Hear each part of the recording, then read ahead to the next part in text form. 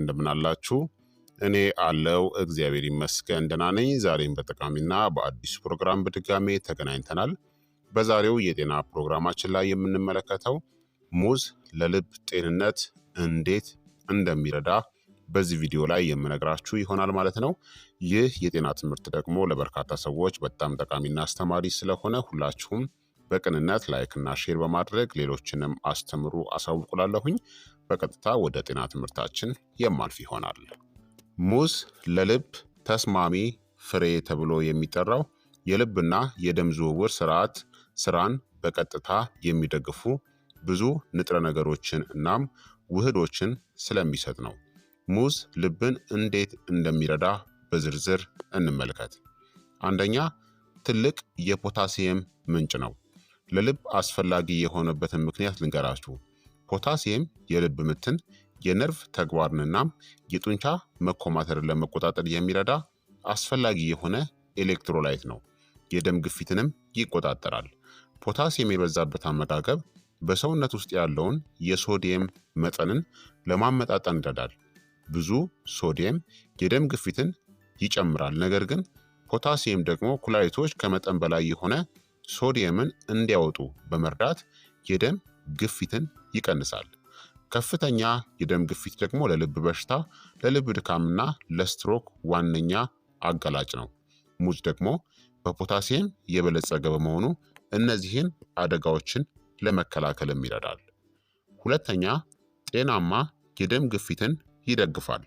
አንድ መካከለኛ ሙዝ በየቀኑ ከሚመከረው የፖታሲየም መጠን 10% ያክሉን ይሰጠናል። አዘውትሮ ሙዝን መመገብ የደም ግፊትን ሲስቶሊክ እና ዲያስቶሊክን ከመቀነስ ጋርም የተያያዘ ነው። ይህም በደም ቅዳ ቧንቧዎች ወይም ደግሞ በአርተሪ እናም በልብ ላይ ያለውን ጭንቀት ወይም ደግሞ ስትረስን በቀጥታ ይቀንሳል። ሶስተኛ፣ የአመጋገብ ፋይበርንም ይሰጠናል። በሙዝ ውስጥ የሚገኘው የሚሟሟ ፋይበር ኮሌስትሮልን ከአንጀት ውስጥ በማሰር ከሰውነት እንዲወገድ በማድረግ መጥፎ ኮሌስትሮልን ኤልዲኤልን ለመቀነስ ይረዳል። ዝቅተኛ ኮሌስትሮል የደም ቧንቧዎችን የሚደፍን ንጣፍ ወይም ደግሞ ፕላክ፣ በአጠቃላይ የአትሮስክለሮሲስ አደጋን ይቀንሳል። ይህም ወደ ልብ ድካምናም ስትሮክ ሊያመራ የሚችል ነው። አትሮስክለሮሲስ ከተከሰተ ፋይበር የስኳር መምጠጥን ያዘገያል። የደም ስኳርን የተረጋጋ ያደርጋል። የስኳር በሽታ ለልብ በሽታ ተጋላጭነትን ስለሚጨምር ይህ አስፈላጊ ተግባር ነው። አራተኛ፣ አንቲኦክሲዳንቶችንም ይዟል። ሙዝ እንደ ዶፓሚን እና ቫይታሚን ሲ ያሉ ውህዶችን የያዘ ሲሆን እነዚህም አንቲኦክሲዳንትስ ሆነው ያገለግላሉ። አንቲኦክሲዳንትስ የደም ስሮችን የሚያበላሹ እናም የልብ በሽታን የሚያፋጥኑ የኦክሲዲቲቭ ስትረስን እናም ኢንፍላሜሽንን ይቀንሳሉ። ይህ ደግሞ ደም ወሳጅ ቧንቧዎችን ለመጠበቅ እናም የደም ስሮችን ጤንነትንም ለማሻሻል ይረዳል። አምስተኛ፣ ጤናማ ክብደትንም ለመጠበቅ ይረዳል። ሙዝ ብዙ ንጥረ ነገሮችን የያዘ ሲሆን ካሎሪው ግን ዝቅተኛ ነው። በውስጡ ያለው ፋይበር የመጥገብ ስሜትን ይጨምራል። ይህም ከመጠን በላይ ከመብላት ሊከላከልና ክብደትን ለመቆጣጠርም ሊረዳ ይችላል። ጤናማ ክብደትን መጠበቅ ለደም ግፊት፣ ለከፍተኛ ኮሌስትሮል እናም ለአይነት 2 የስኳር በሽታ ተጋላጭነትን ይቀንሳል። እነዚህም ልብ ላይ ስትረስን የሚፈጥሩ ሁኔታዎች ናቸው። ስድስተኛ፣ ተገቢ የጡንቻ እናም የልብ ስራንም ይደግፋል። በሙዝ ውስጥ የሚገኙት ፖታሲየም እና ማግኒዥየም የልብ ጡንቻን ጨምሮ ለስላሳ የጡንቻዎች መኮማተርን ይደግፋሉ። ማግኒዥየም የልብን የኤሌክትሮላይት እንቅስቃሴን በማረጋጋት ያልተስተካከለ የልብ ምት ወይም ደግሞ አሪቲሚያስን ለመከላከል ይረዳል። ሰባተኛ፣ የፈሳሽ ሚዛንንም ይቆጣጠራል። ፖታሲየም የሰውነት የፈሳሽ ሚዛንን በመቆጣጠር ከመጠን በላይ ፈሳሽ እንዳይከማችም ይከላከላል። የፈሳሽ መከማቸት መቀነስ በልብ ላይ ያለውን የስራ ጫና ይቀንሳል እናም የኢንፍላሜሽን፣ ከፍተኛ የደም ግፊት እናም የልብ ድካም ችግሮችንም ይቀንሳል። ስምንተኛ፣ የስትሮክ አደጋንም ሊቀንስ ይችላል። ጥናቶች እንደሚያሳዩት በፖታሲየም የበለጸገ አመጋገብ እንደ ሙዝ የስትሮክ አደጋን ከ20 እስከ 25% ይቀንሳል። ይህ በአብዛኛው ፖታሲየም የደም ግፊትን ስለሚቀንስ እናም የደም ስሮችን ከጉዳት ስለሚከላከል ነው። በአጠቃላይ አዘውትሮ ሙዝን መመገብ ልብን ለመርዳት የሚችለው የደም ግፊትን በመቀነስ ለፖታሲየም ምስጋና ይግባውና ኮሌስትሮልን በመቀነስ በፋይበር ይዘቱ ምክንያት የደም ስሮችን በመጠበቅ በአንቲ ኦክሲዳንትስ ይዘቱ ምክንያት የልብ ምት መዛባትን በመከላከል በማግኒዥየም እና በፖታሲየም ይዘቱ አማካኝነት ክብደትን በመቆጣጠርና የስትሮክ አደጋን በመቀነስ አጠቃላይ የልብ ጤናችንን ለመርዳት ይረዳል ማለት ነው። ታዲያ ለልብ ጤንነት ለመመገብ ምርጡ መንገድ ትኩስ ሙዝ በጣም ያልበሰለ ወይም ደግሞ ከመጠን በላይ ያልተዘጋጀ ወደ ኦትሜል ወደ ለስላሳ መጠጦች ማለትም በስሙዚ በመጨመር ወይም ደግሞ እንደ መክሰስ በመመገብ ነው። ከሌሎች ለልብ ተስማሚ ከሆኑ ምግቦች እንደ አጃ ወይም ደግሞ ኦትስ፣ ለውዝ ወይም ደግሞ እርጎ ጋር ማጣመር ደግሞ ጥቅሞቹን ያጎለዋል ማለት ነው። ታዲያ በቀን ምን ያክል ሙዝ ለልብ ጤንነት አስተማማኝ እንደሆነ ልንገራችሁ። ለልብ ጤንነት የሚመከረው የሙዝ በአጠቃላይ አስተማማኝ ገደብ ለአብዛኛዎቹ ጤናማ ጎልማሶች በቀን ከ1 እስከ 2 መካከለኛ ሙዝ በጣም አስተማማኝ ነው። ይህ ብዙ ካሎሪ ወይም ደግሞ ስኳርን ሳይጨምር ጥሩ መጠን ያለው ፖታሲየም፣ ፋይበር እና አንቲኦክሲዳንቶችን ይሰጣችኋል። የፖታሲየም ሚዛንንም ደግሞ ከግምት ማስገባት ያስፈልጋል። አንድ መካከለኛ ሙዝ ወደ ከ400 እስከ 450 ሚሊግራም ፖታሲየም አለው። ለአዋቂዎች ደግሞ በየቀኑ የሚመከረው የፖታሲየም መጠን ከ3500 እስከ 4700 ሚሊግራም ነው። ታዲያ ሁሉንም የፖታሲየም መጠን ከሙዝ ማግኘት የለባችሁ፣ ምክንያቱም ብዙ ሙዝ እንድትመገቡ ስለሚያደርጋችሁ። ከመጠን በላይ ደግሞ ሙዝን መመገብ ደግሞ ጉዳት አለው። ከ1 እስከ 2 ሙዝ በየቀኑ መብላት ከዕለታዊ የፖታሲየም ፍላጎቶቻችሁ ከ10 እስከ 20% ያክሉን ለመስጠት አስተዋጽኦ ያደርጋል። ይህም ጠቃሚ ነው። ነገር ግን ከመጠን በላይ ሙዝን በመመገብ ፖታሲየምን ለማግኘት እንዳትሞክሩ። ምክንያቱም ሙዝን ከልክ በላይ ከተመገባችሁ ክብደትንም ስለሚጨምር፣ ሌሎች የስኳር ይዘቱም ከፍተኛ ስለሆነ የተፈጥሮ ስኳሩ ትንሽ ጉዳትን ሊያስከትል ይችላል። በቀን ከ1 እስከ 2 ሙዝ ከተመገባችሁ በቂ ነው።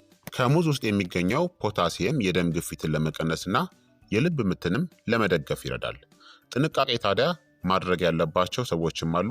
እንደ የኩላሊት በሽታ፣ የላቀ የልብ በሽታ ወይም ደግሞ ፖታሲየም ቆጣቢ መድኃኒቶችን እንደ ኤሲኢ ኢንሃቢተርስ፣ ኤአርቢኤስን እንደዚህ መድኃኒቶችን የሚወስዱ ሰዎች ጥንቃቄ ማድረግ ይኖርባቸዋል። ምክንያቱም በጣም ብዙ ፖታሲየም ወደ ሃይፐርካሊሚያ ወይም ደግሞ አደገኛ ከፍተኛ የሆነ የፖታሲየም መጠን ሊያመራ ይችላል። ይህም ያልተስተካከለ የልብ ምትን ሊያስከትል ይችላል ማለት ነው። እንዲሁም ክብደትና ስኳርንም ግምት ውስጥ ማስገባት ያስፈልጋል። ሙዝን ስትጠቀሙ አንድ ሙዝ ከ100 እስከ 120 ካሎሪ እናም 14 ግራም ተፈጥሯዊ የስኳር ይዘት አለው። በቀን ከ1 እስከ 2 ሙዝ ለልብ ጤናማ በሆነ አመጋገብ ውስጥ በጥሩ ሁኔታ ይጣጣማል። ነገር ግን በቀን ከልክ በላይ ከ5 እስከ 6 ሙዝ መብላት ብዙ ስኳር ወይም ደግሞ ካሎሪን ሊጨምር ይችላል። ይህም ክብደት እንዲጨምር የሚያደርግ ከሆነ የልብ ጤና ላይ አሉታዊ ተጽዕኖ ሊኖረው ይችላል ማለት ነው።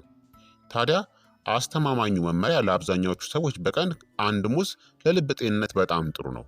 ንቁ ግለሰቦች ወይም ደግሞ አትሌቶች፣ እንቅስቃሴ የሚያደርጉ ደግሞ በቀን 2 ሙዝ ቢመገቡ አስተማማኝና ጠቃሚ ነው።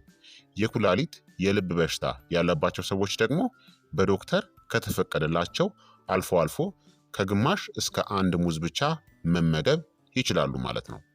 ታዲያ ምርጡ መንገድ ሙዝን ከሌሎች ለልብ ተስማሚ ከሆኑ ምግቦች ጋር አዋህዱት። እንደ ኦትስ፣ ቺያ ሲድስ፣ እርጎ፣ ለውዝ ጋር ማዋሃድ ነው። እነዚህ የአመጋገብ ሚዛንን ለመጠበቅና የስኳር መጨመርንም ለማስወገድ ይረዳሉ። ታዲያ ቀላል ጣፋጭናም ለልብና የደም ዝውውር ስርዓት ጠቃሚ የሆኑ ለልብ ጤናማ የሙዝ የምግብ አዘገጃጀት ወይም ደግሞ አሰራር ሀሳቦችን ልንገራችሁ። አንደኛ የሙዝ ኦትሜል ባውል ነው።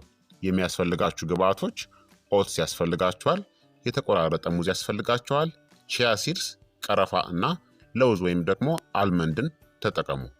ለልብ ጤናማ የሆነበት ምክንያት ኦትስ መጥፎ ኮሌስትሮልን ይቀንሳል፣ ሙዝ የፖታሲየም ምንጭ ነው፣ የደም ግፊትን ይቀንሳል፣ ለውዝ እና ሲድስ ማለትም እንደ ቺያ ሲድስ እና ተልባን ከተጠቀማችሁ ኦሜጋ 3 እናም ጤናማ ስብን ይሰጣሉ። የደም ወሳጅ ቧንቧዎችን ከጉዳት ይከላከላሉ ማለት ነው። ስለዚህ የሙዝ ኦትሜል ቦልን አዘጋጅታችሁ መመገብ ትችላላችሁ። ሁለተኛ ሙዝና የግሪክ እርጎ ፓርፌት ነው። የሚያስፈልጋችሁ ግብዓቶች የግሪክ እርጎ ወይም ደግሞ ስቡ የወጣለት ማንኛውንም እርጎ መጠቀም ትችላላችሁ። ሙዝን ቆራርጣችሁ ማዘጋጀት፣ ሰማያዊ እንጆሪ ወይም ደግሞ ብሉቤሪ እና ተልባ ያስፈልጋቸዋል። ለልብ ጤናማ የሆነበት ምክንያት እርጎ ፕሮቲንና ካልሲየምን ይሰጠናል።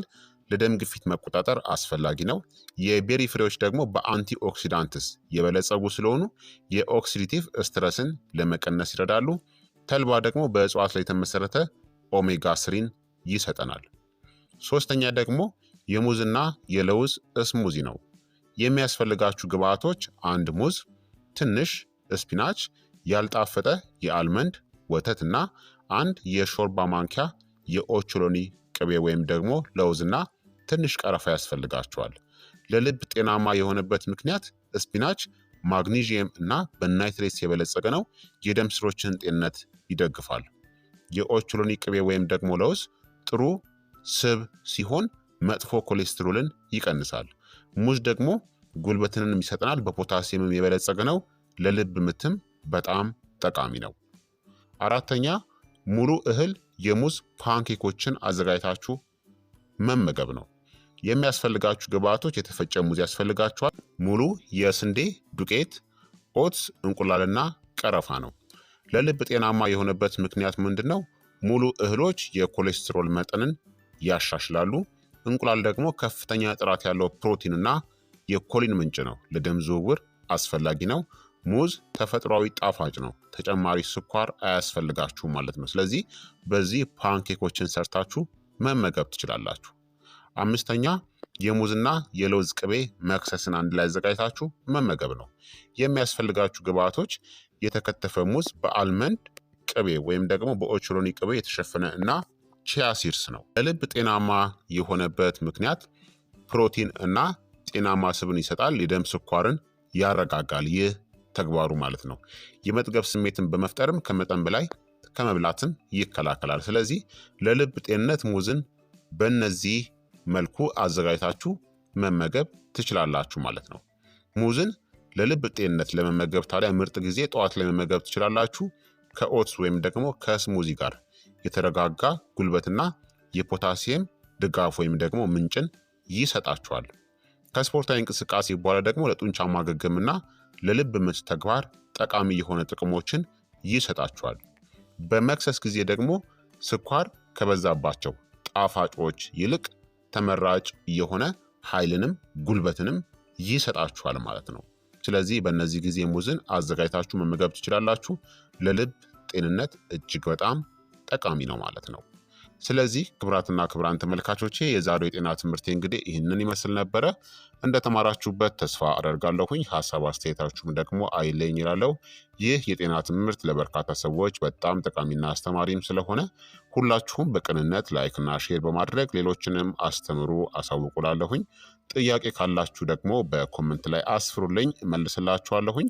በቀጣይ የጤና ትምህርት እስከምንገናኝ እኔንም እናንተንም ቸር ያቆየን። መልካም ጊዜ፣ መልካም ቆይታ። ቻው ቻው።